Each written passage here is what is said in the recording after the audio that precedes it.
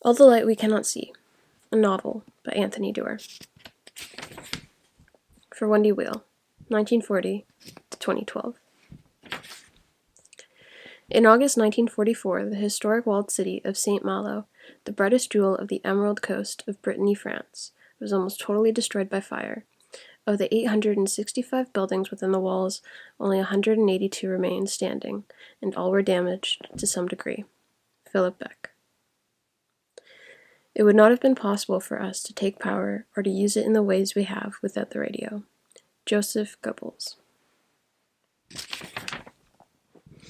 0. 7th of August, 1944. Leaflets. At dusk they pour from the sky. They blow across the ramparts, turn cartwheels over rooftops, flutter into the ravines between houses.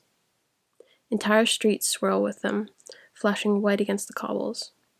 Urgent message to the inhabitants of this town, they say. Depart immediately to open country. The tide climbs. The moon hangs small and yellow and gibbous. On the rooftops of beachfront hotels to the east, and in the gardens behind them, a half-dozen American artillery units drop incendiary rounds into the mouths of mortars. Bombers. They cross the channel at midnight. There are 12, and they are named for songs. Stardust and Stormy Weather and In the Mood and Pistol Packin' Mama. The sea glides along far below, spattered with the countless chevrons of whitecaps. Soon enough, the navigators can discern the low, moonlit lumps of islands ranged along the horizon. France. Intercoms crackle. Deliberately, almost lazily, the bombs shed altitude. Threads of red light ascend from the anti-air emplacements up and down the coast. Dark, ruined ships appear, scuttled or destroyed, one with its bow shorn away, a second flickering as it burns. On an outermost island, panicked sheep run zigzagging between rocks. Inside each airplane, a bombardier peers through the aiming window and counts to 20. 4, 5, 6, 7. To the bombardiers, the walled city on its granite headland drawing ever closer looks like an unholy tooth, something black and dangerous, a final abscess to be lanced away. The girl. In a corner of the city, inside a tall, narrow house at number 4 Rue Vaubarel, on the 6th and highest floor, a sightless 16-year-old named Marie-Laure Leblanc kneels over a low table covered entirely with a model. The model is a miniature of the city she kneels within, and contains scale replicas of the hundreds of houses and shops and hotels within its walls. There's the cathedral with its perforated spire, and the bulky old Chateau de St. Malo, and row after row of seaside mansions studded with chimneys. A slender wooden jetty arcs out from a beach called the Plage de Mole, a delicate, reticulated atrium, vaults over the seafood market. Minute benches, the smallest no larger than apple seeds, dot the tiny public squares. Marie-Laure runs her fingertips along the centimeter-wide parapet crowning the ramparts, drawing an uneven star shape around the entire model. She finds the opening atop the walls, where 4 ceremonial cannons point to sea. Baston de la Hollande, she whispers, and her fingers walk down a little staircase. Rue de Cordier, Rue Jacques Cartier. In a corner of the room stand 2 galvanized buckets filled to the rim with water. Fill them up, her great-uncle has taught her, whenever you can. The bathtub on the 3rd floor, too. Who knows when the water will go out again? Her fingers travel back to the cathedral spire, south to the gate of Dinan. All evening she has been marching her fingers around the model, waiting for her great-uncle Etienne, who owns the house, who went out the previous night while she slept, and who has not returned. And now it is night again, another revolution of the clock, and the whole block is quiet, and she cannot sleep. She can hear the bombers when they are 3 miles away. A mounting static, the hum inside a seashell. When she opens the bedroom window, the noise of the airplanes becomes louder. Otherwise, the night is dreadfully silent. No engines, no voices, no clatter, no sirens, no footfalls on the cobbles, not even gulls, just a high tide 1 block away and 6 stories below, lapping at the base of the city walls. And something else. Something rattling softly, very close. She eases open the left-hand shutter and runs her fingers up the slats of the right. A sheet of paper has lodged there. She holds it to her nose. It smells of fresh ink. Gasoline, maybe. The paper is crisp. It has not been outside long. Marie-Laure hesitates at the window in her stocking feet, her bedroom behind her, seashells arranged along the top of the armoire, pebbles along the baseboards. Her cane stands in the corner. Her big braille novel waits face down on the bed. The drone of the airplanes grows. The boy. 5 streets to the north, a white-haired 18-year-old German private named Werner Piffing wakes to a faint staccato hum. Little more than a purr. Flies tapping at a far-off window pane. Where is he? The sweet, slightly chemical scent of gun oil, the raw wood of newly constructed shell crates, the mothballed odor of old bed sheets. He's in the hotel. Of course. L'Hôtel des Abeilles, the Hotel of Bees. Still night. Still early. From the direction of the sea come whistles and booms. Flak is going up. An anti-air corporal hurries down the corridor, heading for the stairwell. Get to the cellar, he calls over his shoulder, and Werner switches on his field light, rolls his blankets into his duffel, and starts down the hall. Not so long ago, the Hotel of Bees was a cheerful address, with bright blue shutters on its facade, and oysters on ice in its cafe, and Breton waiters in bow ties polishing glasses behind its bar. It offered 21 guest rooms, commanding sea views, and the lobby fireplace as big as a truck. Parisians on weekend holidays would drink aperitifs there, and before them the occasional emissary from the Republic, ministers and vice-ministers and abbots and admirals, and in the centuries before them, wind-burned corsairs, killers, plunderers, raiders, seamen. Before that, before it was ever a hotel at all, 5 centuries ago, it was the home of a wealthy privateer who gave up raiding ships to study bees in the pastures outside St. Malo, scribbling in notebooks and eating honey straight from combs. The crests above the door lintels still have bumblebees carved into the oak. The ivory-covered fountain in the courtyard is shaped like a hive. Werner's favorites are 5 faded frescoes on the ceilings of the grandest upper rooms where bees as big as children float against blue backdrops. Big lazy drones and workers with diaphanous wings, where, above a hexagonal bathtub, a single 9-foot-long queen with multiple eyes and golden-furred abdomen curls across the ceiling. Over the past 4 weeks, the hotel has become something else, a fortress. The detachment of Austrian anti-airmen was boarded up every window, overturned every bed. A detachment of Austrian anti-airmen has boarded up every window, overturned every bed. They've reinforced the entrance, packed the stairwells with crates of artillery shells. The hotel's 4th floor, where garden rooms with French balconies open directly onto the ramparts, has become home to an aging, high-velocity anti-air gun called an 88 that can fire 21.5-pound shells, 9 miles. Her Majesty, the Austrians call their cannon, and for the past week these men have tended to it the way worker bees might tend to the queen. They've fed her oils, repainted her barrels, lubricated her wheels. They've arranged sandbags at her feet like offerings.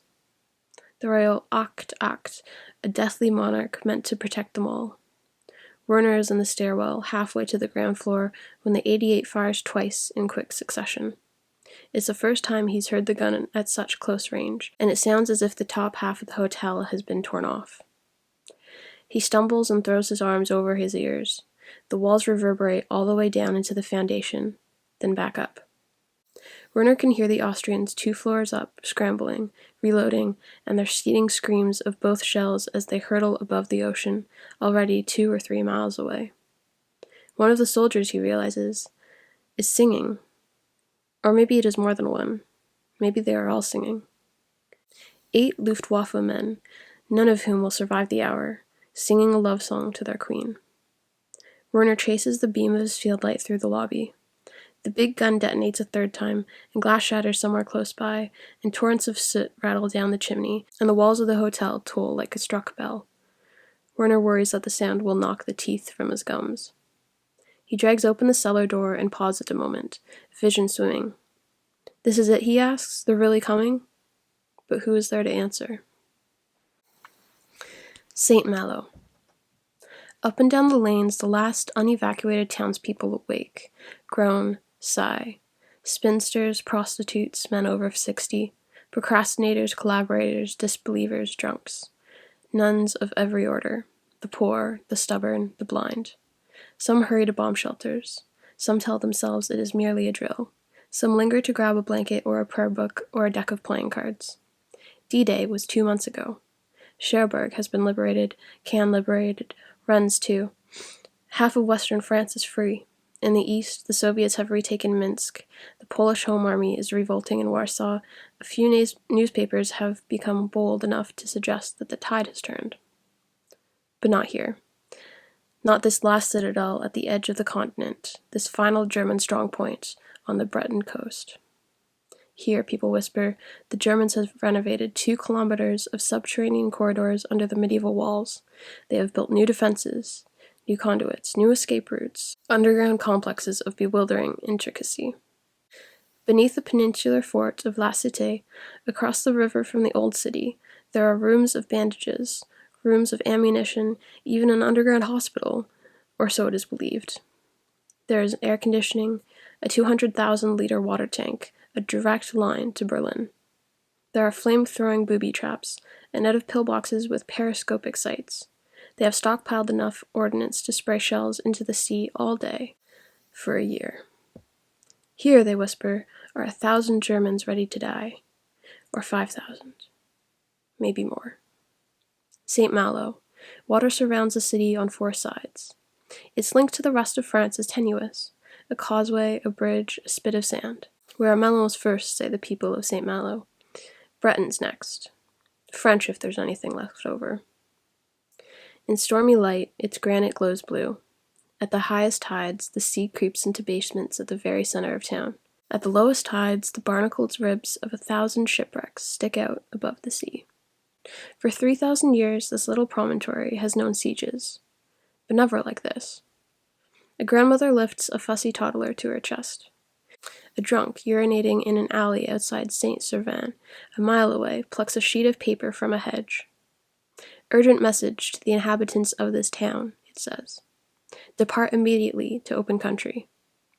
Anti-air batteries flash out on outer islands, and the big German guns inside the old city send another round of shells howling over the sea. And 380 Frenchmen imprisoned on an island fortress called National, a quarter-mile off the beach, huddle in a moonlit courtyard peering up. 4 years of occupation, and the roar of oncoming bombers is a roar of what? Deliverance? Extirpation? The clack-clack of small arms fire, the gravelly snare drums of flak. A dozen pigeons roosting on the cathedral spire cataract down its length and wheel out over the sea. Number 4, Rue Vaubarel. Marie-Laure Leblanc stands alone in her bedroom, smelling a leaflet she cannot read. Sirens wail. She closes the shutters and relatches the window. Every second, the airplanes draw closer. Every second is a second lost. She should be rushing downstairs. She should be making for the corner of the kitchen where the little trap door opens into a cellar full of dust and mouse-chewed rugs and ancient trunks long unopened. Instead, she returns to the table at the foot of the bed and kneels beside the model of the city. Again her fingers find the outer ramparts, the Bastion de la Hollande, the little staircase leading down. In this window, right here, in the real city, a woman beats her rugs every Sunday. From this window here, a boy once yelled, "Watch where you're going, are you blind?" The window panes rattle in their housings. The anti-air guns unleash another volley. The earth rotates just a bit further. Beneath her fingertips, the miniature Rue d'Este intersects the miniature Rue Vaubarel. Her fingers turn right. They skim doorways. 1, 2, 3, 4. How many times has she done this? Number 4. The tall derelict bird's nest of a house owned by her great-uncle Etienne, where she has lived for 4 years, where she kneels on the 6th floor alone as a dozen American bombers roar towards her. She presses inwards on the tiny front door, and the little house lifts up and out of the model. In her hands, it's about the size of one of her father's cigarette boxes. Now the bombers are so close that the floor starts to throb under her knees. Out in the hall, the crystal pendants of the chandelier suspended above the stairwell chime. Marie-Laure twists the chimney of the miniature house 90 degrees. Then she slides off 3 wooden panels that make up its roof, and turns it over. A stone drops into her palm.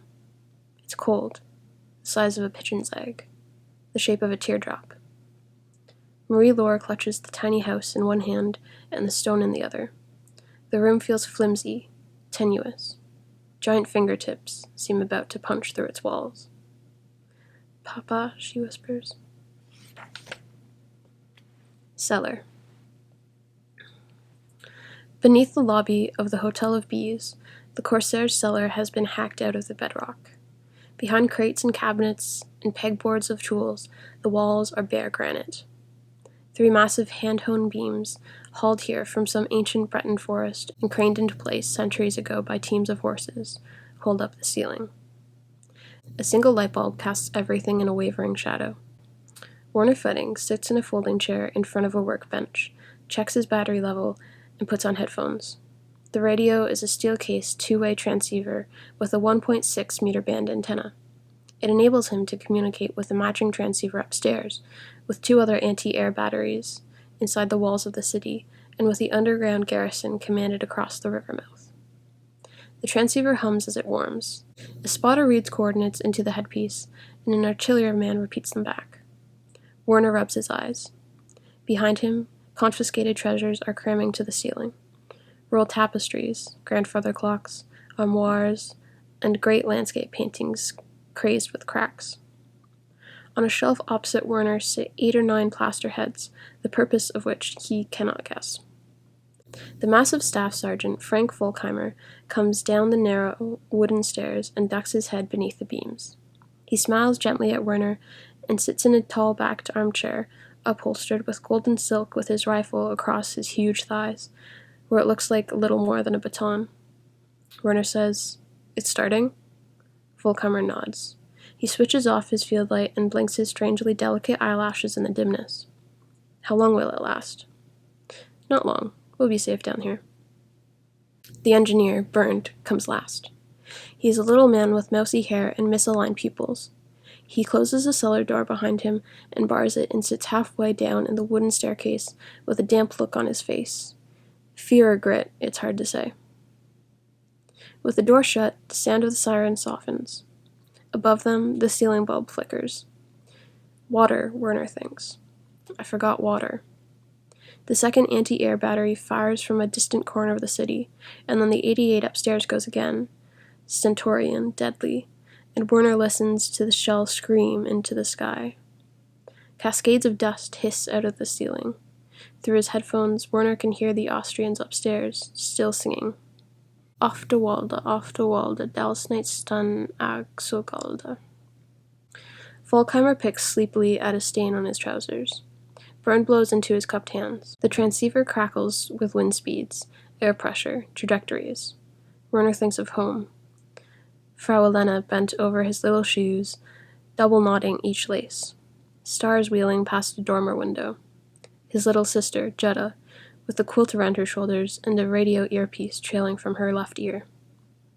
4 stories up, the Austrians clap another shell into the smoking breech of the 88 and double-check the traverse and clamp their ears as the gun discharges. But down here, Werner only hears the radio voices of his childhood. The goddess of history looked down to earth. Only through the hottest fires can purification be achieved. He sees a forest of dying sunflowers. He sees a flock of blackbirds explode out of a tree. Bombs away. 1718, 1920. Now the sea races beneath the aiming windows. Now rooftops. 2 smaller aircraft lined the corridor with smoke, and the lead bomber salvos its payload, and 11 other follow suit.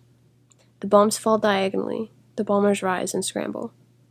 The underside of the sky goes black with flecks. Marie-Laure's great-uncle, locked with several hundred others inside the gates of Fort National, a quarter-mile offshore, squints up and thinks, locusts. An Old Testament proverb comes back to him from some cobwebbed hour of parish school. The locusts have no king, yet all of them go out in ranks. A demonic horde, upended sacks of beans, 100 broken rosaries. There are 1,000 metaphors and all of them are inadequate. 40 bombs per aircraft for 180 altogether, 72,000 pounds of explosives. An avalanche descends onto the sky. A hurricane. Teacups drift off shelves. Paintings slip off nails. In another quarter second, the sirens are inaudible. Everything is inaudible. The roar becomes loud enough to separate membranes in the middle ear. The anti-air guns let fly their final shells. 12 bombers fold back unharmed into the blue night. On the 6th floor of number 4 Rue Vorborel, Marie-Laure crawls beneath her bed and clamps the stone and little model house to her chest. In the cellar beneath the Hotel of Bees, the single bulb in the ceiling winks out.